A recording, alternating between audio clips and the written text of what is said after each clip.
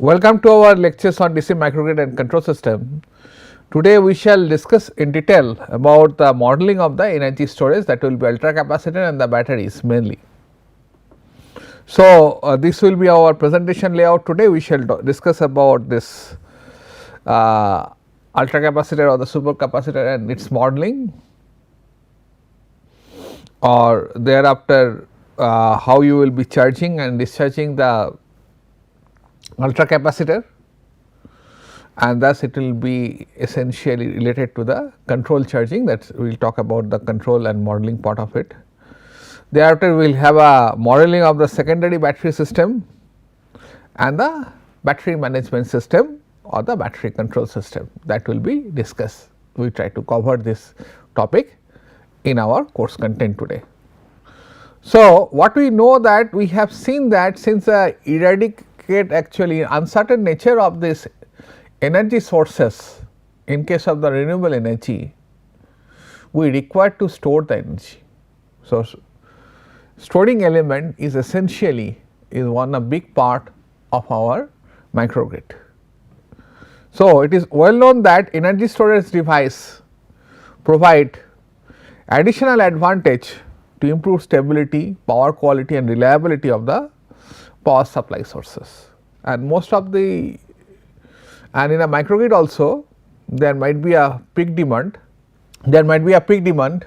and also there might be a some time where you are generating the source at its peak output.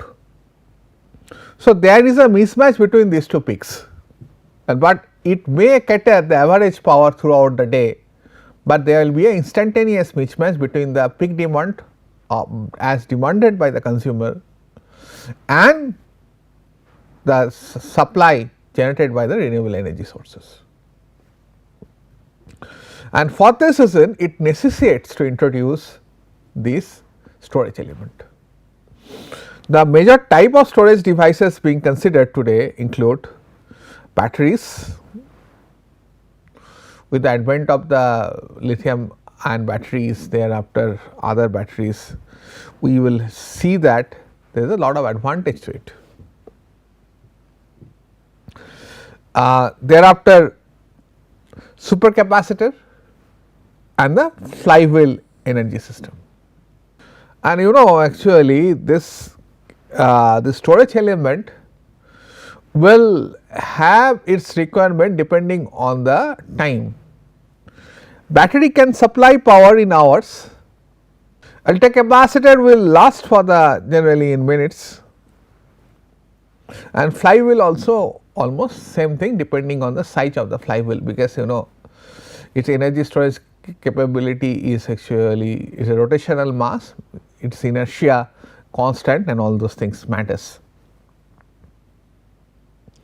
And so, you will have you will require different kind of utility for support, different kind of, if it is a voltage fluctuation kind of application, generally ultra capacitor or the or actually voltage fluctuation kind of application, you got a huge voltage sacks sometimes, and this is the issues related to the power quality. Then we will go for the ultra capacitor and the flywheel systems.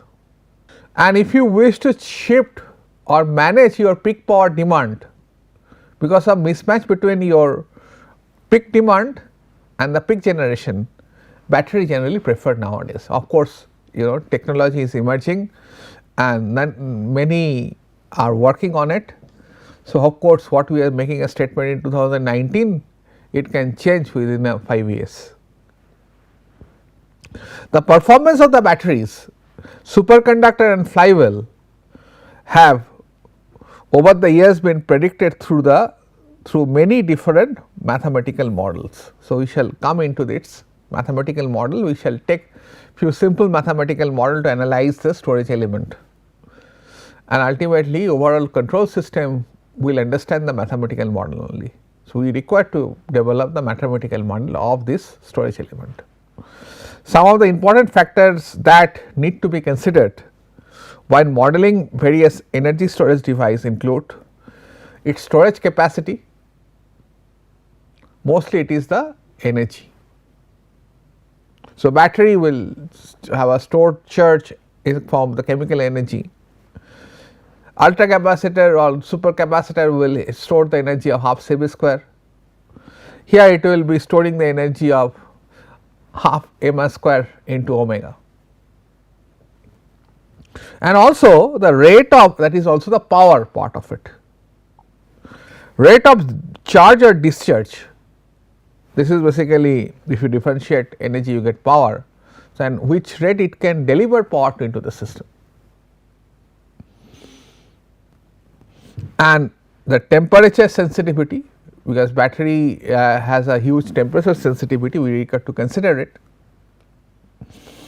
and its whole life, how many years it will last, that also required to be considered while choosing a storage device. Let us take the ultra capacitor or the supercapacitor first. Supercapacitor can be modeled by the equivalent electrical circuit, because you know that it is a capacitor only. So, it has to be a capacitor, ideal capacitor, followed by series and the parallel resistances. The supercapacitor is characterized by the capacitance C and two resistances. Series resistances R s, commonly called the equivalent series resistance or ESR, and ESR should be very small, which is the main contributor of the power losses in the charging and discharging process, and the dielectric leakage, then that will be modeled as a resistance RL. The voltage at the supercapacitor terminal can be deduced from the equivalent circuit of this figure. So, you can have the what is the voltage available to you, you can calculate. So, while charging, the terminal voltage can be derived that ut equal to uc, that is the capacitor voltage, plus the drop across the ESR, and in turn the voltage uc can be actually derived from this uc by dt equal to I1 minus I1 by C. Most of the cases, you know, actually this resistance is quite high and this resistance value can be neglected also, where the current through the load I is a leakage current, which can be expressed as I1 equal to UC by RL. Generally this current is very small, and thus therefore we can also substitute that this I here, and ultimately you get UC by dt equal to I minus UC by R by C. So, this will be the actually the dVdt across the capacitor, essentially this will be the current which will sink through while charging. So, let us take a buck converter which will be actually storing the ultra capacitor in charging and will be discharging by the bidirectional DC to DC converter in a boost mode. So, in this configuration the voltage DC link Ui, that is this one, is considered to be constant, and as shown in the figure 2, it has two states, one referring to the voltage UC, other referring to the voltage to the other, actually this will be the current through the inductor. There are two states always, this is a voltage across the capacitor and current through the inductor. So, we can rewrite that equation 4 determining the dynamic voltage of the capacitor. The dynamics of the inductor current can be expressed as L di dt plus ut equal to duty cycle when it is on, or d is the duty cycle of it, into Ui, where Ui is the input to the buck converter, where dt is applied to the time dependency of the converter. So, thus what happened, the duty cycle varies between 0 to 1 and it relates the input and the output voltage of the DC to DC converter. So, U equal to Ui into d. The duty cycle d serves as an input to the switching schemes for the power switches of the converter. Ideally the converter could provide any magnitude between the boundaries of ut. However, due to the practical limitations and performance of the controller, it is preferable to constrain operation to the continuous conduction operation region, because control is always better in a continuous conduction mode. Then actually this equation will hold, otherwise it does not hold, and the equation 4 and 5 can be used to build the dynamic average model. Please refer to the advanced power electronics NPTEL courses in DC to DC converter. I have discussed in detail about the average modeling of the DC to DC converter, a model of the coupling of the DC to DC converter for the supercapacitor. Now, this is a scheme of charging ultracapacitor. You got UT, that is the reference UT, the control cascade control of the storage side of the super ultracapacitor,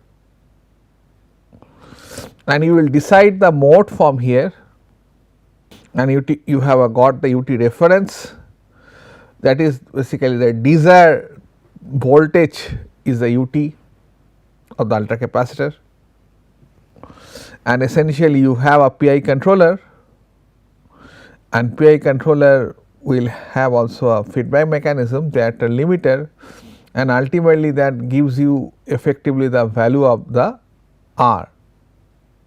So, this reference will be actually compared with the average current controller.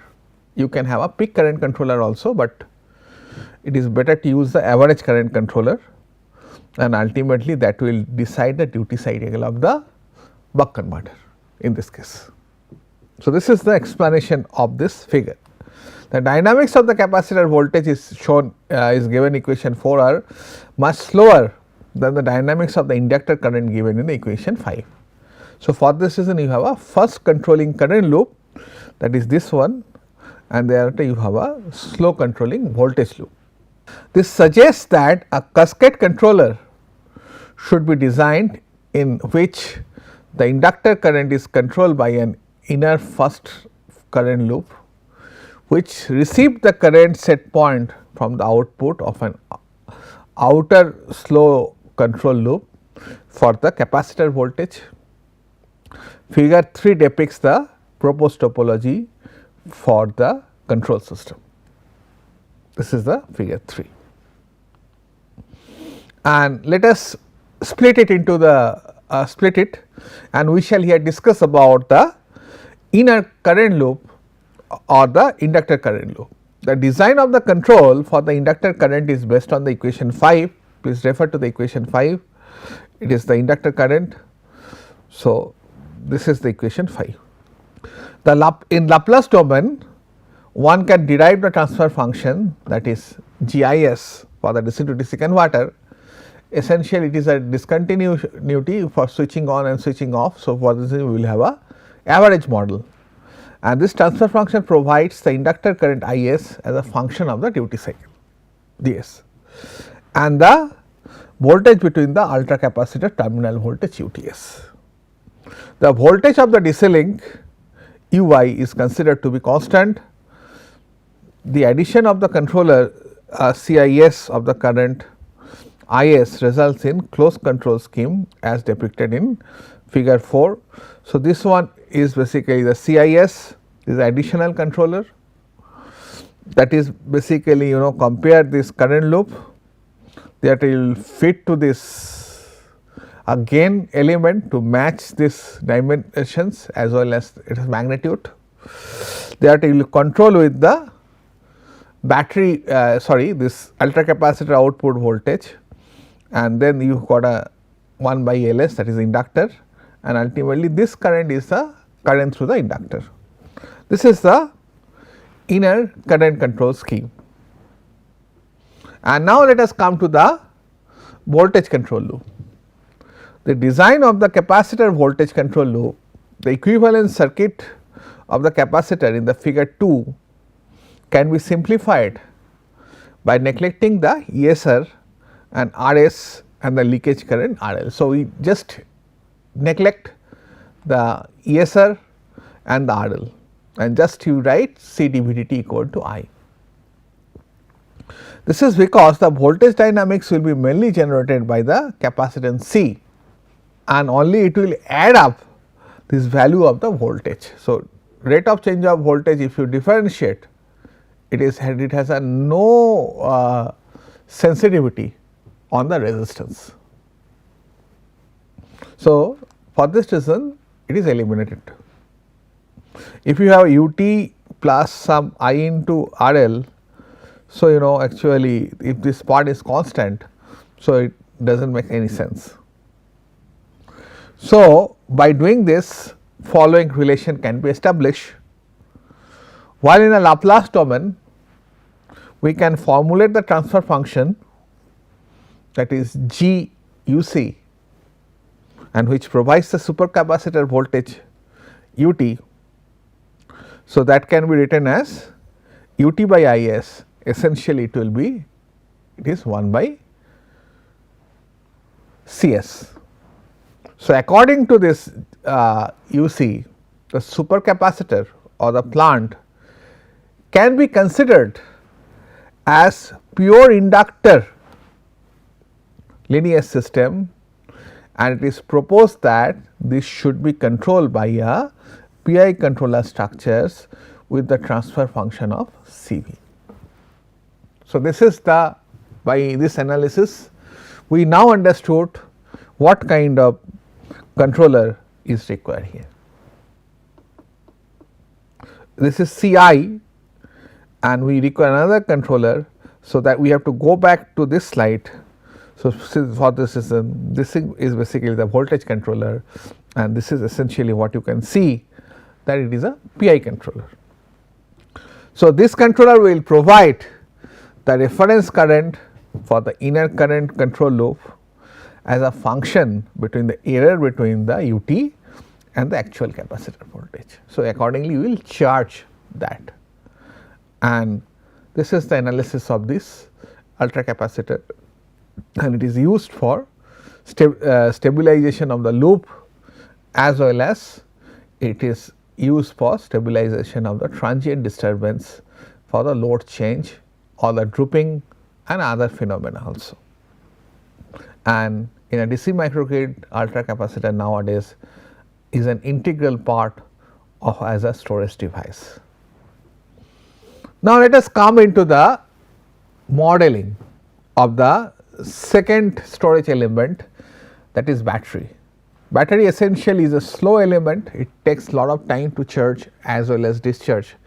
So, its phenomena will be in hours, but essentially your energy conservation and all those things will be balanced by these batteries only. So, there are several approach for modeling the batteries and some of them are electrochemical. So, we cannot dig into that because of our limited knowledge in the electrochemical processes, but we shall do the analytical study, stochastic study and its electrical circuit models. So, each type represents to a greater or lesser extent specific phenomena in the battery cells. For example, state of charge and the capacity variation, the temperature difference, aging effect and so on. So, life of the battery also depends how much cycles you have charging and moreover how much you are discharging in each cycle.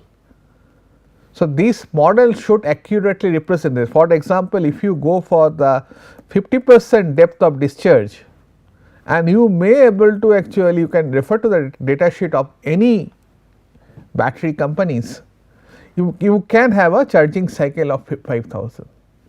If you go to depth of discharge, mind it 80%, you will find that you may limit it to go to the level of 2500. More the depth of discharge and less will be the number of cycles you can use. So, your model should validate those all phenomena, chemical phenomena mathematically. But there is a great challenge in it. However, none of this approach is currently accurate enough to represent all of the factors affecting the battery performance of its own. Thus, modeling should be adopted for the specific requirement or specific needs. And for example, if you keep in the battery into the sensitive temperature control environment, you will find that it will last long. If you put that batteries in non-AC environment, you will find that they are going to decay faster. Electrochemical models are based on the complex nonlinear differential equations, and that allow us to produce the electrochemical process within the battery cells, but that is totally the domain of the chemical engineers. These models are most detailed ones among those considered, but also hardly implementable in the dynamic simulation environments. Of course, it is a perspective of an electrical engineering. So, maybe actually a person with the we have a definitely a limited knowledge with the chemical processes, chemical thermodynamics, and for this reason we are making this statement. But problem lies they do not understand electrical engineering, we do not understand a good amount of the chemical engineering. So, for this reason the solution we wanted to see here is a stochastics aim to reproduce cells capacity nonlinearities from probabilistic method based on the physical characteristics of the battery cells. So, there are people still working on it, but we try to have a simplify our problem and try to address it. And look, it would have been a great actually now what happened in your battery mobile, it gives the state of charge. How it estimates?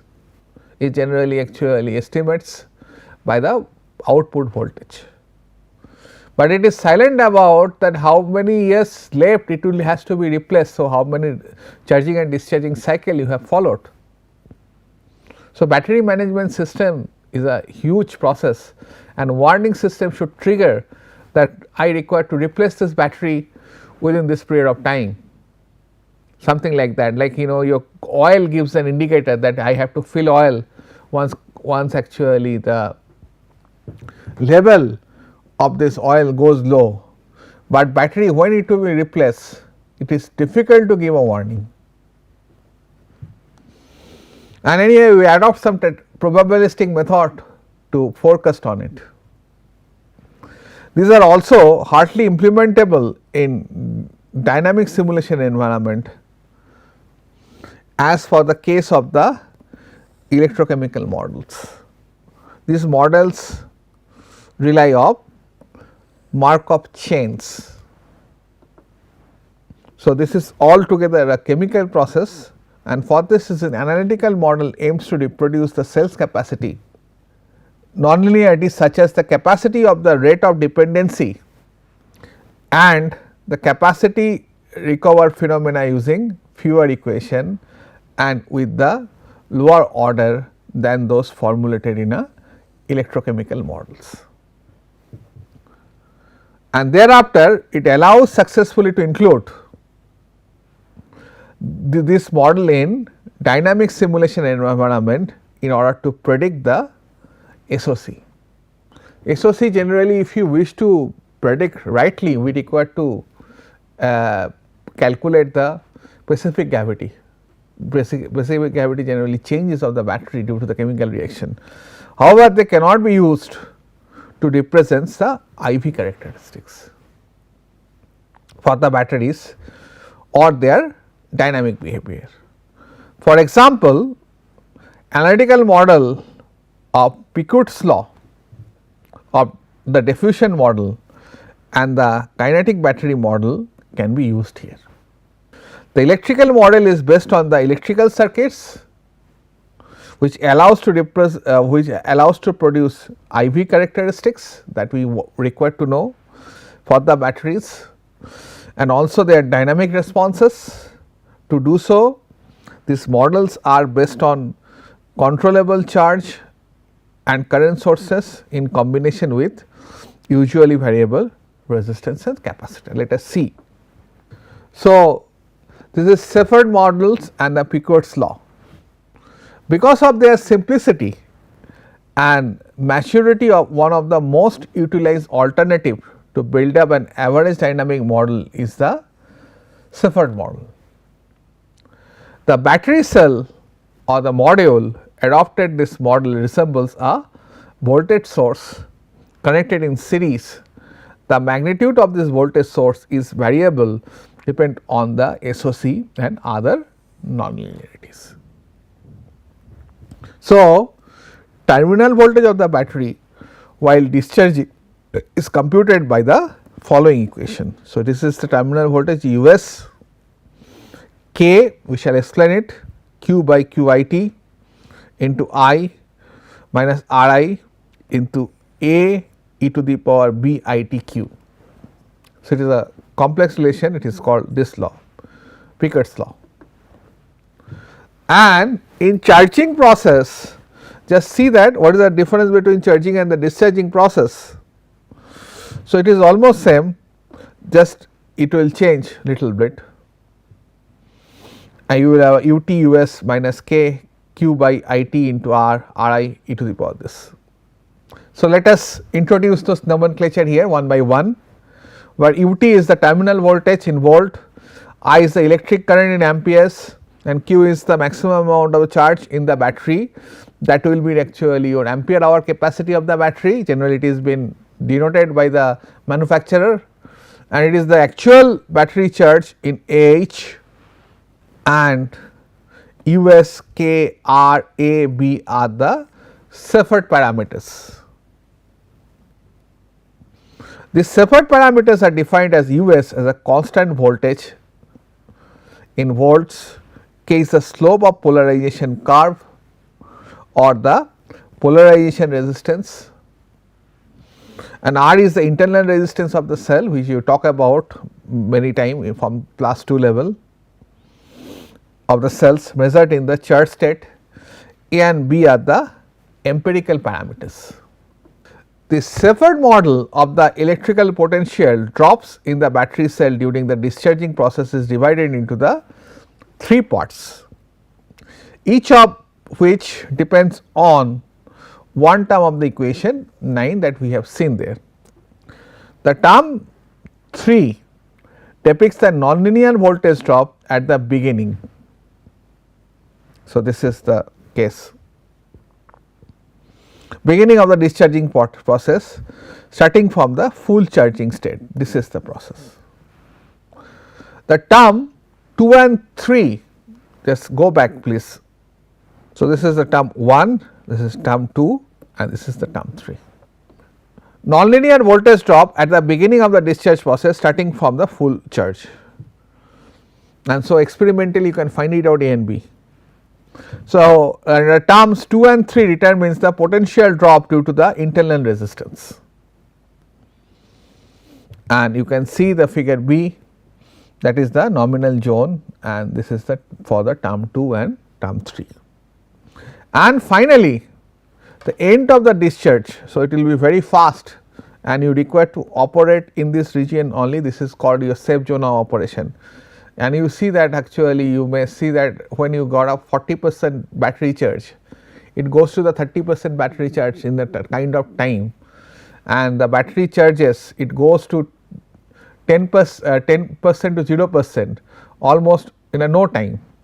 So, this defines this characteristics, and finally, the first part of the equation determines the exponential potential drop while exhausting the cell's charge S, and it appears to approximate the value of the Q. So, based on this model we require to first design the battery charging process. In case of the ultra capacitor, a cascade control system based on the PI controller can be proposed for the batteries. So, same model can be used. In such a structure, the linear control loop should be in charge controlling current exchange by the batteries. The control loop topology and the turning are identical to those of the ultra capacitor. Please refer to the ultra capacitors.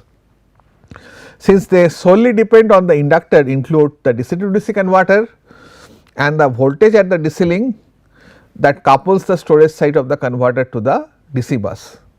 However, the outer control loop in charge of providing the inner one with the reference profile of the current. The reference current is limited by the battery management system for the protection purpose, and generally if it is a lead acid battery, so your maximum charging current cannot cross 10% of your AH value. So, that kind of limitation will be put by the battery management system. And the reference profile of the current and the design of the control for controller greatly depend on the final application of the battery. You can see that there are different kind of charging, that is called CC or CV charging. The current profile are further differentiated by charging and discharging process. Battery data sheet usually include voltage and the current profile to be applied at the battery terminal for carrying out so called constant voltage or the constant current charging. So, this is the capacity in AH, and you know this is the constant voltage charging. Thereafter, you can see that this is basically what after that this is called constant power charging essentially, because voltage into current is constant. So, there are different kind of charging methodologies. So, the constant current charging mode, if you provide a constant current is applied at the battery terminal and it is ensured by the current control loop of the DC to DC converter which the battery is attached. The battery cell should be properly monitored so that it avoid overcharging and over discharging, that is we require to ensure that, otherwise there will be a first fall or first rise in voltage. Once the cell voltage reaches the peak charge, the controller switch to the constant voltage mode. The constant voltage control mode, the control aims to prevent the cell's voltage from dropping from the level it is maintained. While in this control mode, the battery cells becomes completely charged and thus current entering into the cells drops progressively and lowers down the maximum value. Then there will be a charge cutoff occurs as soon as the predetermined minimum current is reached, indicating that the full charge is battery is fully charged. So, this is the way your battery management system will work. The charging and discharging of the battery cell can be governed by the cascade control system of the PI controller, and the voltage cells the voltage at the cell terminals is affected by the several nonlinearities within the cells, such as the dependence of the capacity and at which the rate is charging and discharging, temperature, other capacity recovery, parameter variations, SOC and so on. So, all cannot be fed into the modeling. For this reason this formula is empirical one. So, but while following that we can successfully implement the battery management system. Thank you for your attention. We shall continue to our next discussion on the storage element.